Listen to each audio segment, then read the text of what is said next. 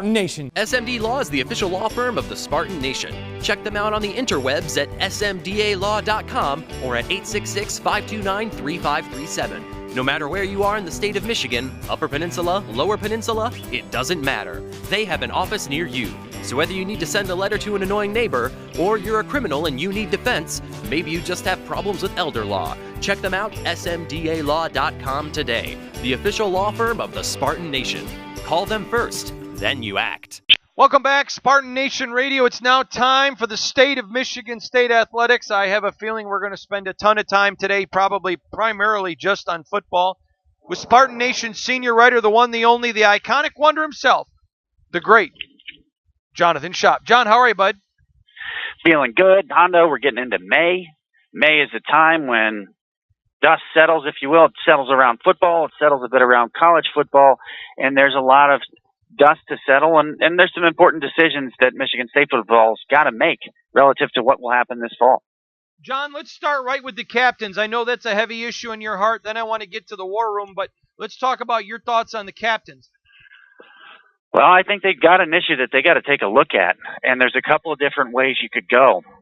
I believe the best play for Michigan State University is to name neither quarterback captain this year, put them inside of the Eagles Council, and explain that we are going to really take a next step forward with the tradition here.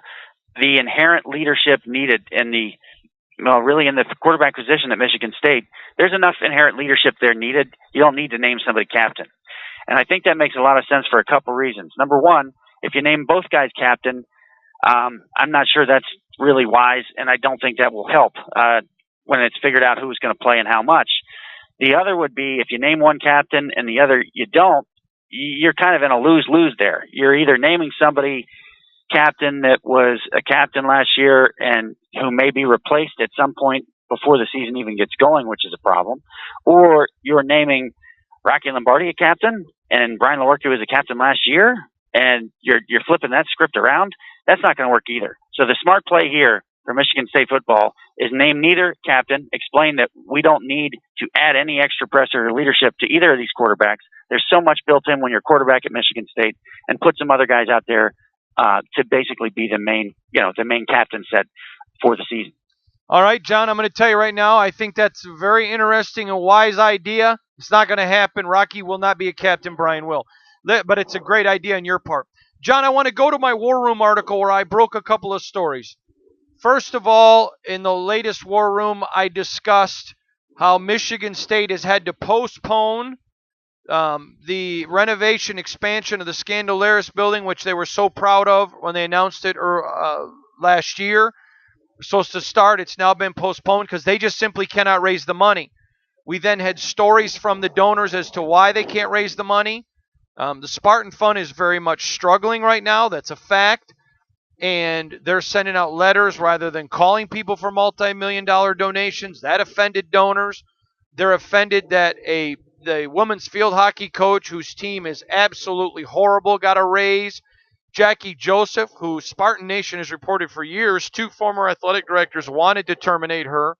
Luana Simon kept her employed, overruling her athletic directors, a fact in which Luana admitted to Spartan Nation that she had protected Jackie, gets a $50,000 a year raise, and donors are just fed up and saying, hey, we're not going to give.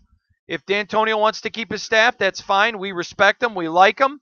But one guy even said, I didn't make my money investing in bad investments, and that staff's a bad investment. Your thought on that part of the War Room?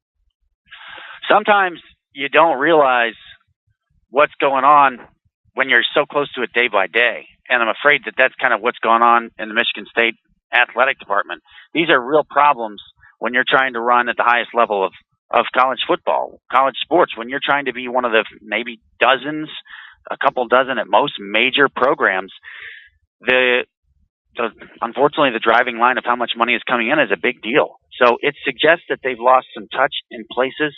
That's not good. What usually happens when people lose touch with donors is big folks are moved on, and that's not good. It's not the end of the world that these projects have been delayed, but it looks like really bad relative to the end of the world when you look at it in the broader picture. So it looks to me like Michigan State athletics has to take some time here during this end of spring and during the summer to shuffle up and straighten out the deck. I'm not surprised that there was a negative reaction to reshuffling the college football staff. We've never seen anything like this happen in the sport, and I don't have any idea how it's going to work, and nobody does. But it's not a big surprise to me that people would pause on writing out gigantic checks when something like this goes on. And again, if this is something Mark D'Antonio knew was going to come, what a giant roll of the dice. John, you and I have talked many, many times that Mark D'Antonio, quite frankly, with the job he's done, has earned the right to do whatever he wants. But at the same time, he's absolutely earned the right to do what he wants, but so have the donors. And I think we're going to see season ticket sales are going to plummet. Attendance is not going to be great. And with donations already have fallen through the floor, I think they're making their statement true, and they have every right to do that. They really do, and we're seeing that at a different level in college, major college sports than we have seen before. And this is it. This is the way it's going to be. It's not going to change from here. You know, when you think about when T. Boone Pickens made a bunch of noise way back when saying, yeah, I'm going to have an influence on what goes on here in a lot of these ways, at that time, and we're talking 10, 15 years ago, it was a big deal. It's not as surprising today. It's really how things go. So this is a different era when you're talking about dollars, big dollars that are going to be donated. It's not a Michigan State thing. It's across the entire sport. And as long as you do well and pick them right and make the right decision, all goes well. If it doesn't, what we've seen across the country and what we'll see at Michigan State too is donation dollars being basically put aside, being stayed, being held for another year, for another time when those folks feel like this is something that I see going in the right direction. So it really is different than it was in the eras of the past. It's really, really different than it was 20, 30, 40, 50 years ago. I agree with you. John, the second thing we talked about in the War Room was we had mentioned the attendance at Michigan State spring game dropping through the floor, the attendance at the youth clinic basically cut in half. And it was very interesting as we talked about the fans responding. Well, in my War Room article, I mentioned I got a message from someone in the football department that thought I took a cheap shot at D'Antonio. I disagree. I was just telling the truth. They said it was the fault of the athletic administration and marketing for not letting people know about it. Then I also sent that person a note saying, well, the reason they didn't know about it is football tried to hide from the media all spring, number one. But number two, then I heard from somebody in the athletic offices defending D'Antonio, but saying it was marketing's fault. And then I had someone stand up because I asked a member of Bill Beekman's executive staff. This is one of his key leaders that sit at the table with him. And they said to me, I was in a meeting in January, and this is absolute BS that the marketing department's getting blamed because marketing said they were concerned about attendances for both events. They gave a plan, and athletics chose to simply ignore it and do nothing. When you got three different people pointing fingers, that's not a good sign about the state of the inside, is it? No, it's a clear sign that not everybody's going the same direction or going in the same way. And look, spring games are going to inherently be different and difficult to get a giant crowd for at Michigan State. It's inherently difficult. You don't know what the weather's going to be like. There's other stuff going on. So you're already kind of running uphill. And you need to have really, you got to have everybody going in the same direction, on the same page. And then they got to do a really good job to get a good spring audience. They can do that at Michigan State. But when you try to break it down and you got people pointing fingers and going in the wrong direction, that is just making something bad even worse, making it more difficult. It's not a good sign that everyone's on the same page if you can't figure out how to run the spring game and get the best result that you can. So I would take this and keep this in the back of the mind if we see some other dissension and some other things fall through in Michigan State athletics as they begin this new season.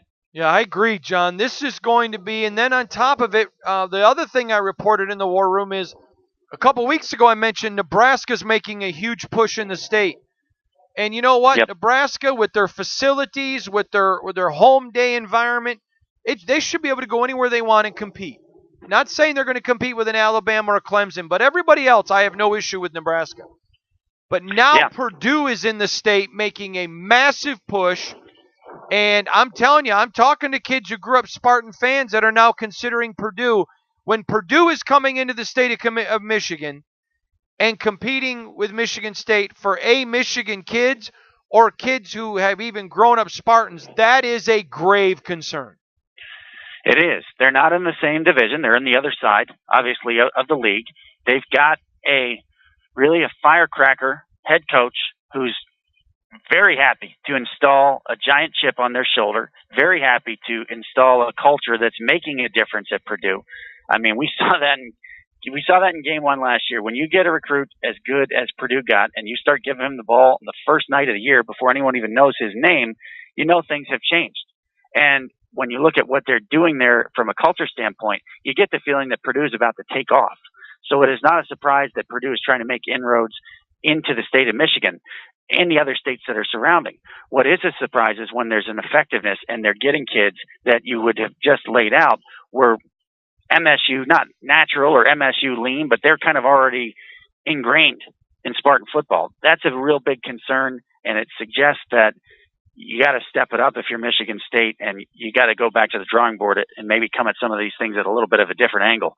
You're not going to win Big Ten championships losing kids to Purdue. Not yet.